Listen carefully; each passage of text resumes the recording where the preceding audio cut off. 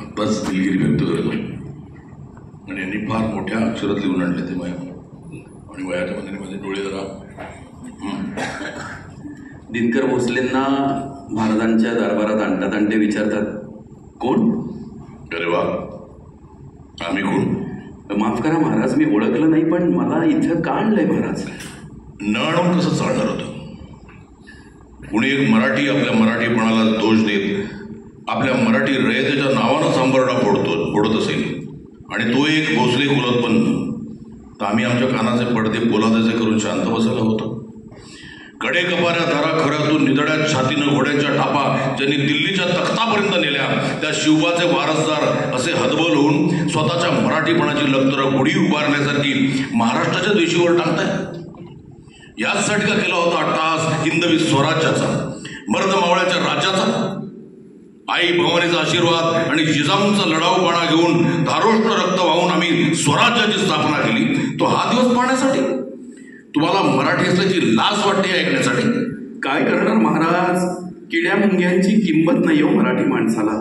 इथले सगळे धंदे गुजराती आणि सिंध्यांच्या हातात, हॉटेल उडप्यांच्या आणि पंजाब्यांच्या हातात. त्यांच्या जोडीला नेपाळ्यांनी चायनीजच्या गाड्या टाकल्यात, गल्लोगल्ली दुकानं मांडलीत. चणे शेंगदाणे विकायला आलेले उत्तर भारतीय आज मंत्रालयापासून income tax, sale tax, custom ऑफिसमध्ये मोठ्या हुद्द्यावर बसलेत. महाराज, मराठी माणूस आहे कुठे?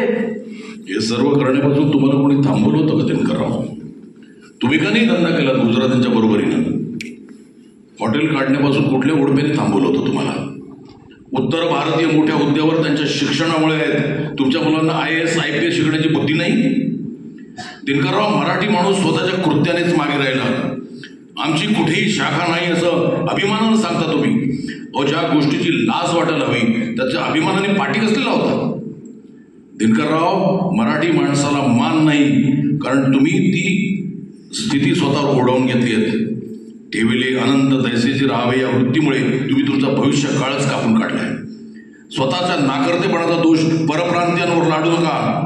जागे व्हा आणि पुन्हा आपल्या थांबण्यात खेळवा. मर्द मराठ्यांचं सळसळतं रक्त सर्व क्षेत्रात मराठ्यांचं प्रभुत्व प्रस्थापित करा.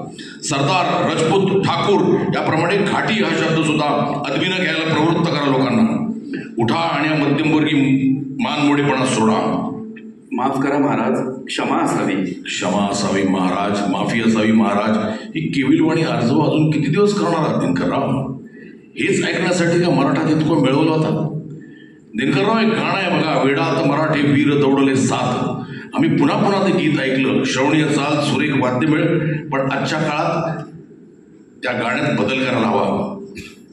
माझा लाखो करोडो लोकांचा मुरुख आणि वेडात मराठे वीर दौडले साथ, फक्त साथच, बाकीचं कुठे गेले? तर दिनकरराव, उठा आणि म्हणा, वेडात मराठी वीर दौडले साथ नाही, एक साथ. आणि मग पुन्हा एकदा गर्वानं म्हणता येईल, दिल्लीचंही तख्त राखतो महाराष्ट्र माझा.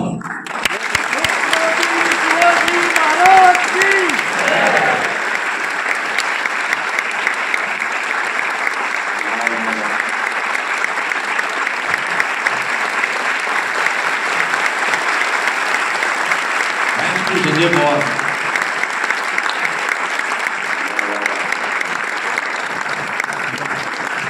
डेक्कन लिटरेचर फेस्टिवलवाल्यांनी लिहिलंय की मिलिंद कुलकर्णी